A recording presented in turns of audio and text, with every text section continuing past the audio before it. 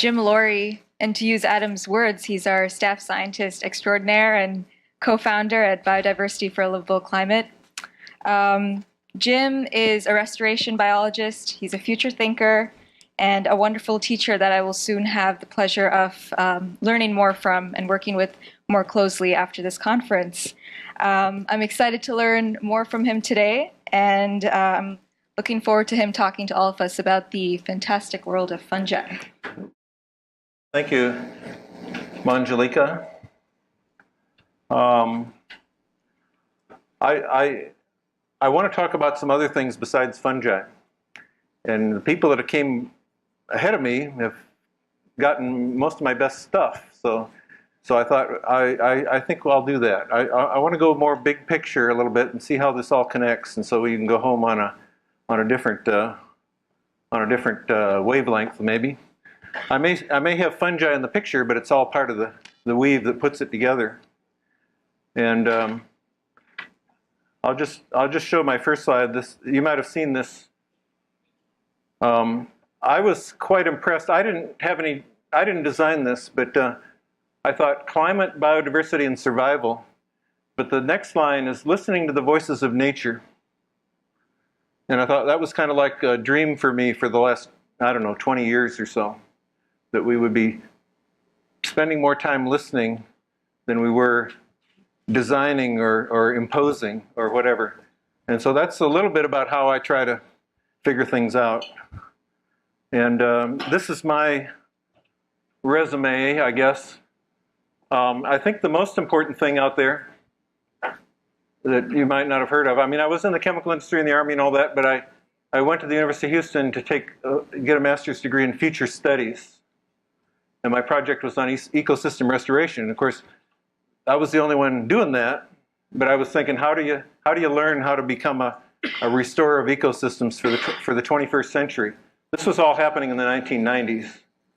And John Todd, Lynn Margulis, Alan Savory, so some of these names, and then Paul Stamets, the fungi guy. And I spent time at the Wolf Center in Minnesota, volunteering there, which is a big part of we haven't talked a lot about predators today, but we have a coyote guy coming tomorrow, so this is pretty cool. So, and then the last thing, and I'm going to talk about this a lot, is homeschoolers. How do I share biology and symbiosis with young people and curious adults? And the most important thing to me is curious. You know, when you're in a nonprofit, a lot of times you feel like you have to change somebody's mind. And I wasn't interested in doing that at all. You know, that's just loss of energy. If you're doing good work, you'll attract more people. And how do we become an attractor nonprofit? You know, and I think it's really cool because we've now got somebody that was an architect working real hard, Christopher, and we've got an economist, Fred who's also loves trout. You know, so so I just thought, how do you do that? And I was thinking about that for a long time. And so there was the slide I was going to show. More fungi, more future, learning goals. And this is your learning, this is your homework. What are your totem species? What species do you stand for? What species would you come up on this stage and stand up and fight for? What you know, we're being told that we're losing half our species in the next whatever amount of time. We're also creating new species because we're changing the habitat. We might be creating habitat that we can't live in very well. We're losing kind of the support structures of humanity. We ought to start listening more. And so this is, I went to school at Rice in Houston. Anybody know what this is? It's right there. You can read the slide, but Hurricane Harvey. So I did a calculation. The Gulf of Mexico, when this happened, was at 86 degrees. So the energy that's being accumulated in the Gulf of Mexico is trying to get out. And the way you organize that energy, like you organize what Scotty dogs, is you start working in a circle, and that energy comes up. And I found out by calculating this that 7% of the energy of Hurricane Harvey was in the wind. That's not hardly anything. Most of the energy gets up high in the atmosphere and comes out as condensation of water. We had 52 inches in where I was living, years ago. 52 inches in 5 days of rain. You calculate all that condensation, and it comes out to somewhere between 2 and 3,000 Mount St. Helens events. And about a third of that gets out into space. This is the Gulf of Mexico trying to get rid of its excess heat.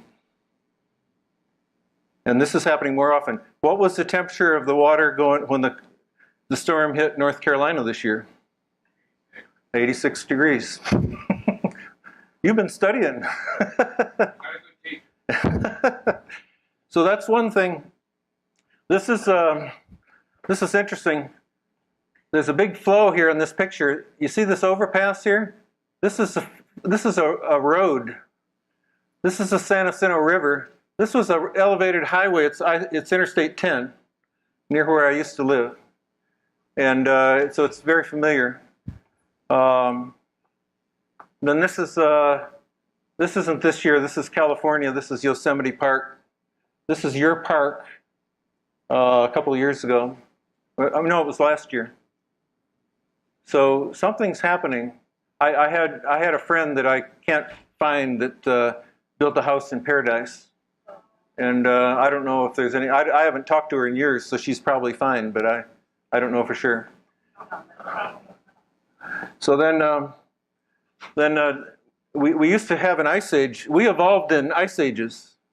Our big brains came from this idea that the climate was changing all the time. Well, now we're in kind of a desiccation age. The land is drying out. But that's also the opportunity.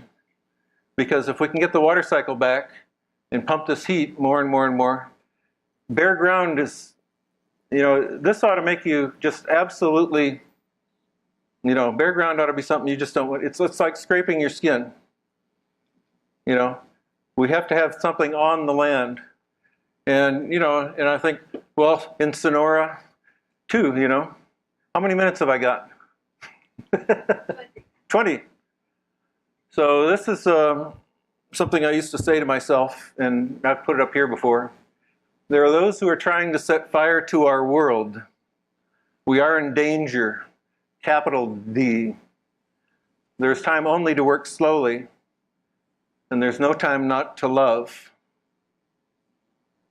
So that's been said today already, And I particularly like the bears and the elephants, and the stories about the bears and the elephants. And so, what are your totem species? And you get a lot of choices here. You get animals, plants. That used to be all we had when I went to college. But Lynn Margulis kind of helped us out and came up with more kingdoms. And so you can pick microbes. You can even pick fungi. What about fish? What about fish? Well, aren't they? Are they count as animals?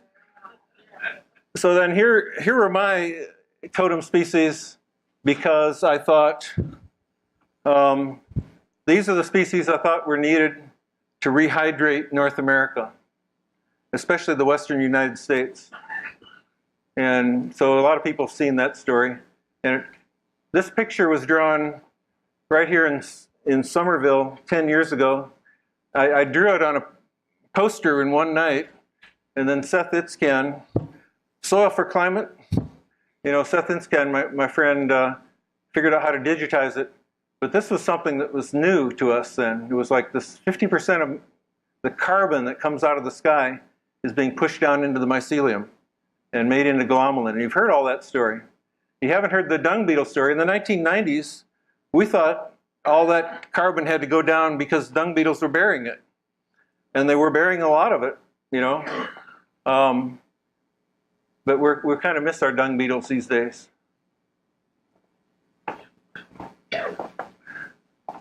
How many people knew that the mama dung beetles are making these balls to, they put an egg in each one, and then they bury them deep in the ground. And in Texas, they found a farmer that suddenly didn't have any cow patties on his land. And they found out he had 15 species of dung beetles within a few years. And they were burying a ton of manure per acre overnight, kind of thing, So we thought that was a big thing. And then I had this picture. What are those? Bison, buffalo. You know, bison we found. But look here, there's babies. Now, where do you think this is? Looks like Yellowstone, yeah. These are the first baby buffalo born east of the Mississippi in 150 years. And it's this year, and it's Nature Conservancy. This is within, it's like 150 miles from Chicago. It's almost on top of the Mississippi River in Illinois. So that's interesting, you know. And then this, so something happened. They thought to get ready for the buffalo, they had to grow a prairie. And they were trying to get all the species. And once the buffalo got there, the number of species increased. The biodiversity increases when you have grazing. And we still haven't put that together. You know, and you say, well, you can argue about whether you want to eat meat or not. What you don't want to eat is meat that's grown from grain. You know, for a whole lot of reasons. But that was kind of how this organization got started. And let's see, we'll do that one. Where do you think this is? So that's beef cattle. This is actually on the Cheyenne River Reservation, Lakota Sioux. And what do you notice about this picture? It's not green, which is true in South Dakota a lot of the time. But they had 7 feet of clover the year before, and they haven't got enough animals to graze it all. This should be dung and urine. This should be converted and put back into the ground. It should be dung beetle food by now. But they just don't have enough animals. And part of the reason they don't have enough animals is because water's kind of spread out. They don't have any beaver. You see, when you have beaver, all these, I mean, you've got these cottonwoods and stuff like that. And so the water's not very far down there. If you had beaver, you'd have water all the time. You wouldn't have to move animals more than a half a mile or so to get water.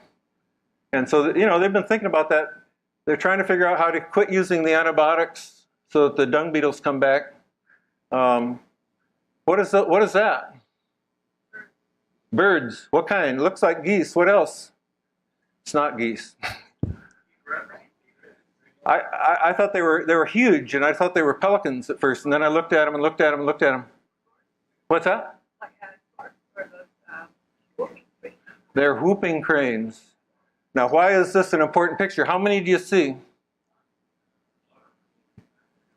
What?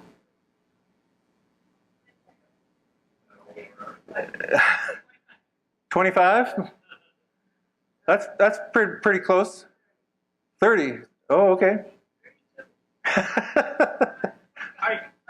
You know how many whooping cranes? I get things. You know how many whooping cranes there were when I was like 12 years old? There were 16. This is more whooping cranes than existed on the planet when I was a little kid. And I read the stories about the passenger pigeon dying out and being so numerous and then disappearing. And I had tears, you know, because I was a bird guy. My totem animals then were birds, any birds. I didn't even care what they ate, or I didn't even know what they ate. But now this is in Montana. Adam and I were out in Montana for a while, and they're trying to now there's no animals here. So this land is dying. There's no circulation of nutrients. But they're trying to they've got a herd of about 100 animals here now. They're trying to start the process going again. And we saw like 2 dung beetles when we were there. And it was like a ritual. It was like tears in the eyes of people that you know, someday they could come back and we can start recycling the system. So this is on about 14 inches of rain. Those are cattle, yeah. Now you say, well, I want to have wild herds. Well, okay, let's get wild herds. Let's start, you know. But I mean, this is America. This could be rehydrated, a lot more transpiration going around in a cycle, cooling the planet, and you know, that's what has to happen. It just simply has to happen. And then this is on 8 inches of rain a year. This is Susie Creek. And this was a paradigm shift for me. What do you think happened here? Beavers showed up and they don't know why. And the thing was, it was sagebrush all around, you know, and they showed up. And they didn't need wood. There'll be wood, you know. This area, these ponds would, you know, are pretty much last all year round because beavers, we found out, dig down 8 or 10 feet, and then the cottonwoods start growing, so here we have an assignment here. So everybody say the pledge.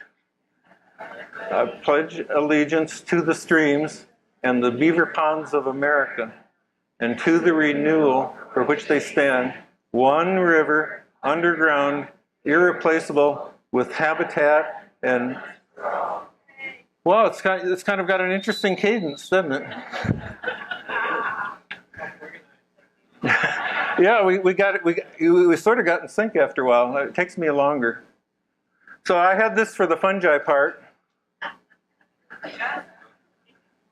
I think people have a lot of humor. These are amanitas, which are really beautiful, but they're incredibly toxic. So don't eat those. So that was going to be my fungi part. But then I decided, well, I'll show you a couple. You know that, right? You know that these mycelial networks are brain tissue. That they're actually the connection between as Paul Stamets says, they're the connection between the immune system of the human and the immune systems. They're the bridges to the immune systems of other species. So that's and that's my hand. This is in 2006, and I was actually trying to learn how to grow mushrooms. What happens here? This is a saprophytic mushroom, which means it works on decay. So you put it in this straw, and you put a good protein source in there, and it grows like this until it can't find any more nutrients. And then what does it do? It makes mushrooms. Yeah. And so here's this is give you, look at this. And you can do this at home. Fungi.com, this is easy to do, you know. Or you can send away for a mushroom kit and they'll set it up and then you just water it, you know.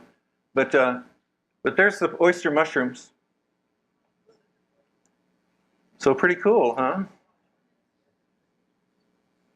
So,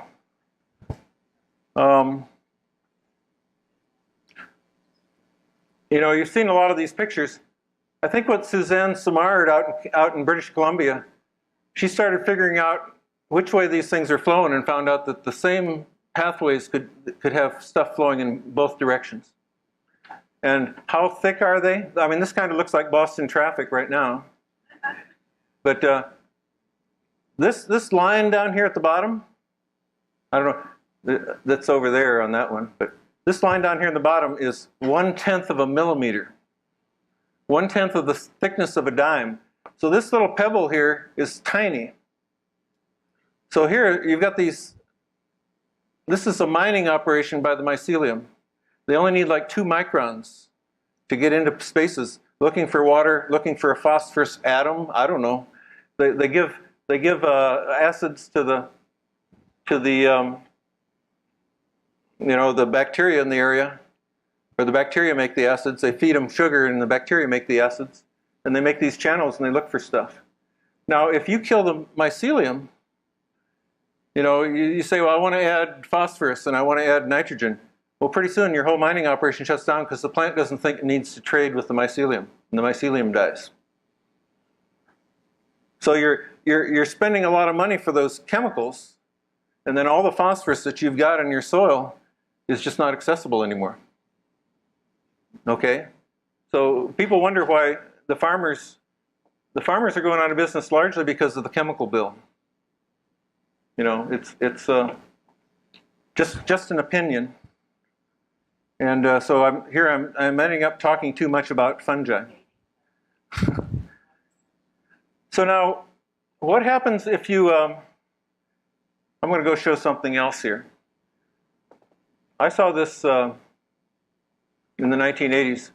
There's hundreds of fish in each one of these tanks. They're about 5 foot high. And the fish waste is feeding the crops. This is at New Alchemy Institute.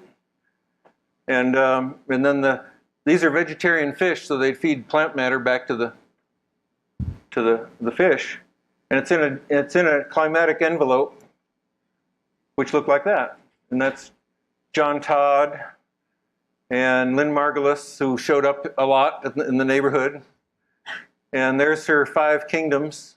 And look here in the 5 kingdoms. Well, we've got animals and plants. We've got fungi. We've got protoctis, and we've got bacteria. And she said, well, bacteria's got to be the thumb because bacteria have to be in everything. And so she had this idea that, well, maybe symbiosis is important. So this is what I built at the chemical plant. I had all kinds of chemical wastewater, okay, and I had free lab services. I could test anything, you know, and so that was pretty cool. And we got these kind of things happening. We never had chloroform go below 10 in any water we had at the plant until we made these nasty looking tanks that had a lot of biodiversity. And so that's, you've already seen all that. Alan Savory, that's the fish he caught on his 80th birthday. But what I wanted to do is say, what happens if you have a class, if you remember,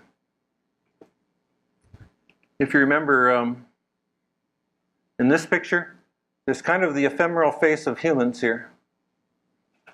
And what if we thought that humans were intelligent? And that they didn't have to have a whole big set of rules, but they could learn from the world that they lived in. What would happen if they had totem species that they cared about and stood for? And so I'm going to introduce you to some folks. So I had a homeschool class for three years. They're all in college now. Well, some of them are. Some of them haven't got there yet. They're out roaming and checking. But the first thing we did was try to find a living machine to go see. And this was out near Newburyport, actually. And they had a fish tank, and they had it was actually a microbe tank. And then the fish fed the plants, and the plants fed the fish. And they just, so these kids this was their freshman year in high school. And they were homeschoolers. They came from different towns. And the idea was, could they ever become a team? And so, you know, you remember Betsy's chart of all the biochemical pathways? So we kind of had contests of who could draw the best Calvin cycle. And here Calvin showed up in this one, you know. So Annie won that one. And I tried to use the big textbook, and I thought, well, if we taught them AP biology, within 3 years they could probably pass that test, you know, because they were only freshmen. This didn't work. They would not spend time in the textbooks. That's my generation that pays a lot of money. So we used the Cliff Notes version, and we did a ton of stuff on YouTubes. There's all kinds of homeschool teaching YouTubes, and they all seem to come from Montana. You know, the best Montana school teachers are doing YouTubes so they can get the word out, because Montana, you know, the classes are, you know, you might be 100 miles from your school. And so this was Precious Puri, who was part of the African Center for Holistic Management, one of the Savory groups, the group that won the Buckminster Fuller Award. And she shows up at Jane's house where we're having our classes, and all these kids get to meet her. You know, she shows up after being on the plane for 36 hours, and they're in class, and all of a sudden, so that was kind of a neat thing. These are kind of like, how do you self-organize? And then I thought, well, if you're going to take the AP test, maybe we should do a practice test. And they paired off, because I couldn't get them to take it alone. I didn't think that would be quite fair. And these two went over, these are the youngest two, and they went over in the corner and started laughing the whole time. Because we'd only covered about a third of the topics. And they just said, what, you know? And the other ones were kind of serious, you know? Well, Charlotte was kind of not paying attention, but... And then, you know, Bodie got real sick that year. Bodie was Jane Hammer's dog that came to every class and got its... And then, you know, we went to the Natural History Museum, which is right over here, and they saw the passenger pigeons and got a sense of that. But then they also saw whippoorwills used to be all over the place in New England at one time because they eat insects. and you don't hear the call of the whippoorwill like you used to. And so somebody take that on as a totem species. Who remembers the call of the whippoorwill? All right, we've got a team. So anyway, so to kind of summarize, so this is the first trip to the museum, and you see this living stuff growing out of people's heads, because E.O. Wilson had an exhibit there for Mozambique that week, and so they just had a great, this was just before Christmas, and they'd all agreed that they were going to take the AP biology test not 3 years from now, they were going to take it that year. And then they were doing presentations. Anna Mira wanted to go first. She was the youngest. She was in the 8th grade. And she wanted to talk about muscle contraction, and she drew this chart. The next week, Charlotte shows up, and she's got child development, all the pictures of her when she was growing up, every month of her life. And she did pretty good. And then Anna Mira felt like, oh, I got to do mine again. So she did a simulation. This is Charlotte's, but she did a simulation of the anatomy of, she made this software to show how muscles contract. And then by that time, you know, Annie said, well, I want to do something on birds. And I said, what? You know, how they learned how to fly, or they came from dinosaurs, or how the eggs are made. And she says, yeah, that. So she did all the birds.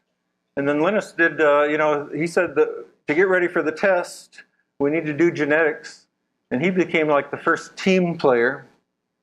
And, you know, that was just kind of, I mean, it was just, we had one little table and 6 kids that year.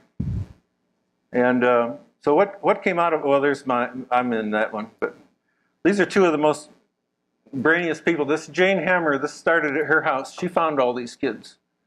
And so, I don't know. We don't have a lot of time.